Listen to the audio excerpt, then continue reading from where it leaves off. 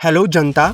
जिस तरह हमने पिछले वीडियोस में बाकी सारे एक्ट्स को समझा था, आज हम उसी तरीके से गवर्नमेंट ऑफ इंडिया एक्ट 1935 को भी 6 मेन हेडिंग्स में समझेंगे। Background, control of government of India, administration, central legislature, provincial legislature और आखिर में कुछ और इम्पोर्टेंट पॉइंट्स। तो सबसे पहले बात करते हैं बैकग्राउंड की। यहाँ हम ये समझेंगे कि जब गवर्नमेंट ऑफ इंडिया एक्ट 1935 पास हुआ था तो उसके पास होने से पहले के कुछ सालों में कौन कौन सी मेजर घटनाएं हुई थी, क्योंकि उन घटनाओं का असर गवर्नमेंट ऑफ इंडिया एक्ट 1935 पर ज़रूर पड़ा होगा और इसी तरह से हम इन घटनाओं को और एक्ट 1935 के प्रोविजंस को आसानी से रिलेट कर पाएंगे। तो चलिए स्टार्ट करते हैं। हुआ क्या, साल 1919 में ब्रिटिश पार्लियामेंट ने गवर्नमेंट ऑफ इंडिया एक्ट 1919 पास किया था, जिसको हमने ऑलरेडी पिछले वीडियो में डिटेल में कवर किया भी था। अगर आपको गवर्नमेंट ऑफ इंडिया एक्ट 1919 देखना हो तो आप डाउट डिमोलिशर के प्ले लिस्ट में जाके वहां पे वो देख सकते हैं। Let us get back to our topic. तो क्या हुआ कि ब्रिटिश पार्लियामेंट ने गवर्नमेंट ऑफ इंडिया एक्ट 1919 पास किया था, जिससे मॉन्टेगो चेल्मस्फोर्ड रिफॉर्म्स भी कहा जाता है। और इस एक्ट के प्रोविजंस के मुताबिक साल 1927 में एक कमीशन सेटअप किया गया जिसका नाम था साइमन कमीशन। साइमन कमीशन का काम था कि वो गवर्नमेंट ऑफ इंडिया एक्ट 1919 के प्रोविजंस का रिव्यू करे और ये प्रपोज करे कि भारत में कौन कौन से कॉन्स्टिट्यूशनल रिफॉर्म्स होने चाहिए। लेकिन इंडिया के नेशनल लीडर्स इस कमीशन का विरोध कर रहे थे और विरोध इस बात पर था कि भारत के कॉन्स्टिट्यूशनल रिफॉर्म्स को प्रपोज करने के लिए जो कमीशन बनाया गया था उसमें एक भी भारतीय शामिल नहीं था। तो ब्रिटिश गवर्नमेंट ने इंडियन लीडर्स से कहा कि ठीक है, अगर आपको लगता है कि आप एक ऐसा कॉन्स्टिट्यूशन बना सकते हो जिसमें भारत के सभी ग्रुप्स की सहमति हो तो आप अपनी रिपोर्ट बनाकर दे सकते हो। कॉन्स्टिट्यूशन बनाते वक्त हम साइमन कमीशन की रिपोर्ट के साथ साथ आपकी रिपोर्ट को भी कंसिडर करेंगे।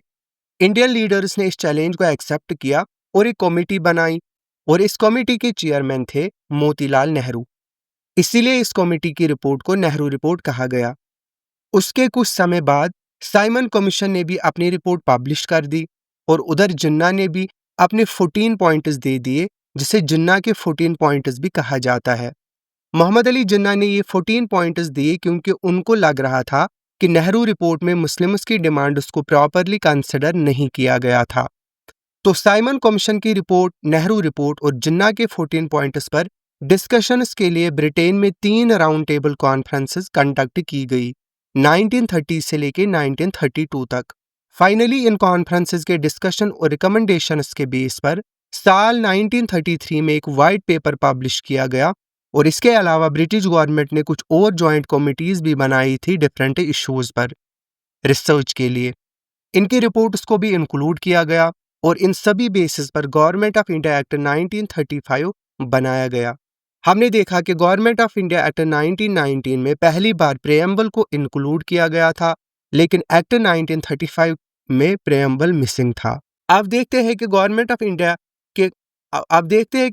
ऑफ इंडिया का कंट्रोल किसके हाथ में था।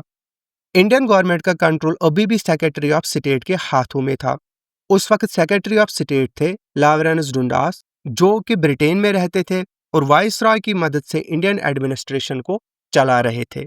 गवर्नमेंट ऑफ इंडिया एक्ट 1858 में हमने देखा था कि सेक्रेटरी ऑफ स्टेट की मदद के लिए एक 15 मेंबर की काउंसिल बनाई गई थी, जिसे इंडियन काउंसिल कहा जाता था। तो अब सवाल ये है कि क्या गवर्नमेंट ऑफ इंडिया एक्ट 1935 में भी कंट्रोल ऑफ गवर्नमेंट से रिलेटेड कोई चेंजेस आई? जवाब है हाँ, यहाँ कुछ चेंजेस हुई है। देखते हैं कि क्या क्या चेंजेस हुई।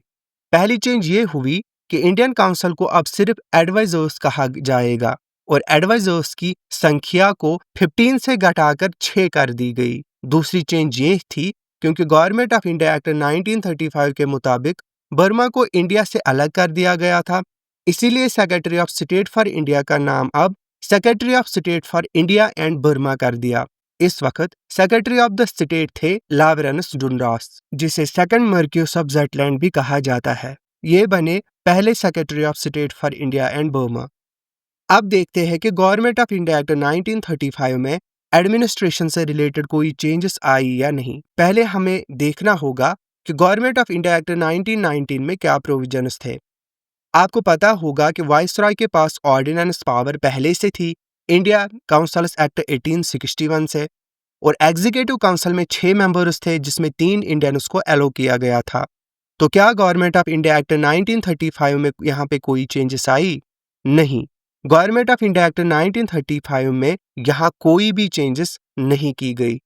अब बात करते हैं सेंट्रल लेजिस्लेचर की, लेकिन उससे पहले देखना होगा कि गवर्नमेंट ऑफ इंडिया एक्ट 1919 में सेंट्रल लेजिस्लेचर कैसी थी।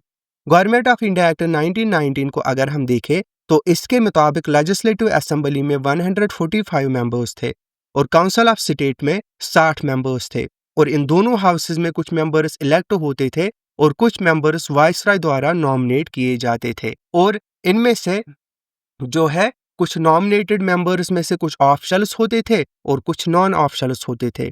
ऑफिशियल मेंबर्स मतलब वो मेंबर जो ब्रिटिश गवर्नमेंट में सिविल सर्विसेज या फिर मिलिट्री सर्विसेज में काम कर रहे होते थे। यहाँ पर गौर करने वाली बात यह है कि ये सभी मेंबर्स ब्रिटिश प्रोविंसेस से आते थे, प्रिंसली स्टेटस से नहीं, और यहाँ पर हमें बहुत सारी चेंजेस देखने को मिलती है। पहला चेंज ये हुआ कि अब लेजिस्लेटिव असेंबली में 145 नहीं बल्कि 375 मेंबर्स कर दिए गए, और काउंसिल ऑफ स्टेट में मेंबर्स की संख्या को बढ़ाकर 260 कर दिया गया। इसके अलावा गवर्नमेंट ऑफ इंडिया एक्ट 1935 में ये प्रपोज किया गया कि एक ऑल इंडिया फेडरेशन बनाई जाएगी जिसमें ब्रिटिश, इंडियन प्रोविंसेस और प्रिंसली स्टेट्स दोनों के मेंबर्स को रिप्रेजेंटेशन दिया जाएगा। लेजिस्लेटिव असेंबली में अब 125 मेंबर्स प्रिंसली स्टेट्स को रिप्रेजेंट करेंगे और 250 मेंबर्स ब्रिटिश इंडियन प्रोविंसेस को। इसके अलावा काउंसिल ऑफ स्टेट में 104 मेंबर्स प्रिंसली स्टेट्स के होंगे और 156 ब्रिटिश इंडियन प्रोविंसेस के। और हाँ, लेजिस्लेटिव असेंबली को अब फेडरल असेंबली कहा जाएगा। यहाँ पर यह भी कहा गया कि प्रिंसली स्टेट्स की अपनी मर्जी होगी कि वो फेडरेशन को ज्वाइन करना चाहते हैं या नहीं। अगर वो फेडरेशन को ज्वाइन करना चाहते हैं तो उन्हें ब्रिटिश गवर्नमेंट के साथ एक इंस्ट्रूमेंट ऑफ एक्सेशन साइन करना होगा। इसके अलावा गवर्नमेंट ऑफ इंडिया एक्ट 1935 में कम्युनल रिप्रेजेंटेशन को गवर्नमेंट ऑफ इंडिया एक्ट 1919 के मुकाबले में और ज्यादा बढ़ा दिया गया। यहाँ पर हमें मुस्लिम्स, सिख्स, यूरोपियंस के साथ साथ लेबर्स, लैंडलॉर्ड्स और वोमेन्स को भी सेपरेट इलेक्टोरेट दिया गया। एक और इम्पॉर्टेंट चीज यहाँ पर यह है कि गवर्नमेंट ऑफ इंडिया एक्ट 1919 में सभी सब्जेक्ट्स को सेंट्रल सब्जेक्ट्स और प्रोविंशियल सब्जेक्ट्स में डिवाइड किया गया था। जो सब्जेक्ट्स नेशनल इंटरेस्ट के थे या जहां यूनिफॉर्मिटी जरूरी थी उन्हें सेंट्रल लिस्ट में डाला गया था, जैसे defence, foreign policy, political relations, currency, minting of coins etcetera. और 50 प्रोविंशियल सब्जेक्ट्स को 2 पार्ट्स में डिवाइड किया गया था, ट्रांसफर्ड सब्जेक्ट्स और रिजर्व्ड सब्जेक्ट्स, जो हमने देखा ही था। रिजर्व्ड सब्जेक्ट्स पर गवर्नर और उसकी एग्जीक्यूटिव काउंसिल लॉ बनाती थी, जबकि ट्रांसफर्ड सब्जेक्ट्स पर गवर्नर और इंडियन मिनिस्टर्स मिलकर लॉ बनाते थे। अब देखते हैं कि गवर्नमेंट ऑफ इंडिया एक्ट 1935 में क्या चेंजेस हुई। अब सब्जेक्ट्स को 2 पार्ट्स में नहीं बल्कि 3 पार्ट्स में बांटा गया। सेंट्रल और प्रोविंशियल के अलावा कुछ सब्जेक्ट्स को कंकरेंट सब्जेक्ट्स का पार्ट बना दिया गया और सेंट्रल सब्जेक्ट्स को अब फेडरल सब्जेक्ट्स कहा गया। गवर्नमेंट ऑफ इंडिया एक्ट 1935 में 59 सब्जेक्ट्स को फेडरल सब्जेक्ट्स का पार्ट माना गया, 36 सब्जेक्ट्स जो है वो कंकरेंट लिस्ट में डाले गए और 54 सब्जेक्ट्स बनाए गए प्रोविंशियल सब्जेक्ट्स। एक बड़ा चेंज ये भी हुआ कि 1919 के एक्ट में जो प्रोविंशियल सब्जेक्ट्स को ट्रांसफर्ड और रिजर्व्ड में डिवाइड किया गया था, उस तरह का डिस्ट्रीब्यूशन अब प्रोविंसेस से हटाकर सेंट्रल लेवल पर कर दिया गया। यानी अब फेडरल सब्जेक्ट्स को ट्रांसफर्ड और रिजर्व्ड सब्जेक्ट्स में डिवाइड किया गया। ट्रांसफर्ड सब्जेक्ट्स पर अब वाइसरॉय और मिनिस्टर्स मिलकर लॉ बनाएंगे, जबकि रिजर्व्ड सब्जेक्ट्स पर वाइसरॉय और उनकी एग्जीक्यूटिव काउंसिल लॉ बनाएगी। यानी सेंट्रल लेवल पर 2 लॉ मेकिंग बॉडीज बनाई गई, एक लॉ मेकिंग बॉडी जो ट्रांसफर्ड सब्जेक्ट्स पर लॉ बनाती थी और दूसरी रिजर्व्ड सब्जेक्ट्स पर।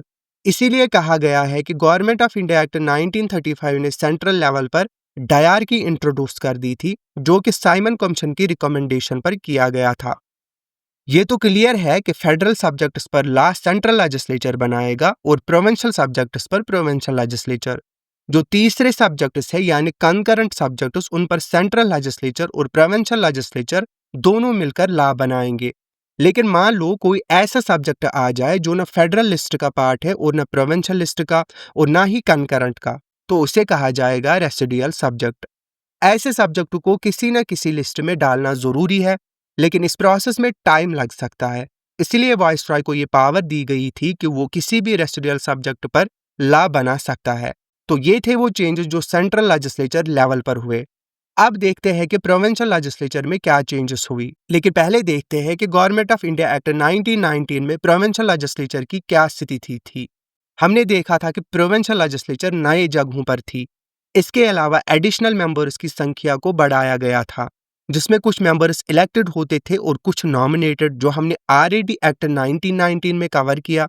इलेक्टेड मेंबर्स में 3 से 4 मेंबर्स को मिनिस्टर बनाया गया था प्रोविंशियल लेवल पर, और प्रोविंशियल सब्जेक्ट्स को 2 पार्ट्स में डिवाइड किया गया था, ट्रांसफर्ड सब्जेक्ट्स और रिजर्व्ड सब्जेक्ट्स। ट्रांसफर्ड सब्जेक्ट्स पर लॉज बनाते थे गवर्नर और इंडियन मिनिस्टर्स, और जबकि रिजर्व्ड सब्जेक्ट्स पर लॉज बनाते थे गवर्नर और उनकी एग्जीक्यूटिव काउंसिल। यानी प्रोविंस लेवल पर 2 लॉ मेकिंग बॉडीज थी। 2 लॉ मेकिंग बॉडीज मतलब 2 गवर्नमेंट्स। तो हम कह सकते हैं कि गवर्नमेंट ऑफ इंडिया एक्ट 1919 में प्रोविंशियल लेवल पर डायरकी इंट्रोड्यूस की गई थी। हालांकि इस प्रोसेस में चेंजेस हुई जो गवर्नमेंट ऑफ इंडिया एक्ट 1935 ने प्रोविंस लेवल पर की। हालांकि इस प्रोसेस में चेंजेस हुई जो गवर्नमेंट ऑफ इंडिया एक्ट 1935 ने प्रोविंस लेवल पर की गई। उस डिवीजन और सब्जेक्ट को हटा दिया गया और अब सिर्फ गवर्नर और इंडियन मिनिस्टर्स मिलकर प्रोविंशियल सब्जेक्ट पर लॉ बना सकते थे। यानी प्रोविंशियल लेवल पर अब सिर्फ एक ही लॉ मेकिंग बॉडी रह गई।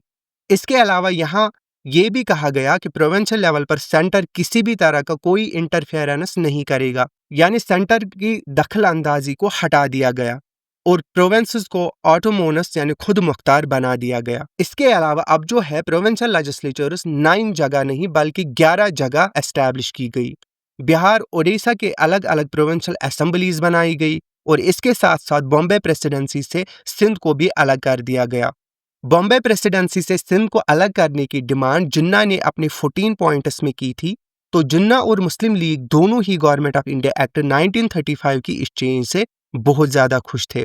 और अगर आपने डाउट डिमोलिशर के जिन्ना के 14 पॉइंट्स वाली वीडियोस देखी होगी तो उसमें आपने देखा होगा कि नॉर्थ वेस्ट फॉरिएंटर प्रोविंस को दिसंबर 1931 में प्रोविंस का दर्जा दे दिया गया था और ये भी जिन्ना के 14 पॉइंट्स में से एक डिमांड थी।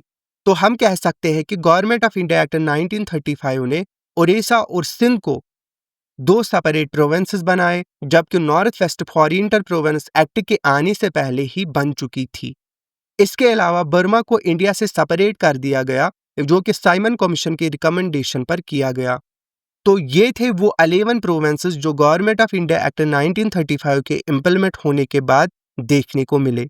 साथ ही साथ यहाँ पर एक बड़ा चेंज और किया गया और वो चेंज ये था कि गवर्नमेंट ऑफ इंडिया एक्ट 1935 ने 6 प्रोविंसेस के प्रोविंशियल लेजिस्लेचर को बाइकैमरल बना दिया था और ये 6 प्रोविंसेस थे united provinces, Bengal, Madras, Assam, Bihar, Bombay and Sindh.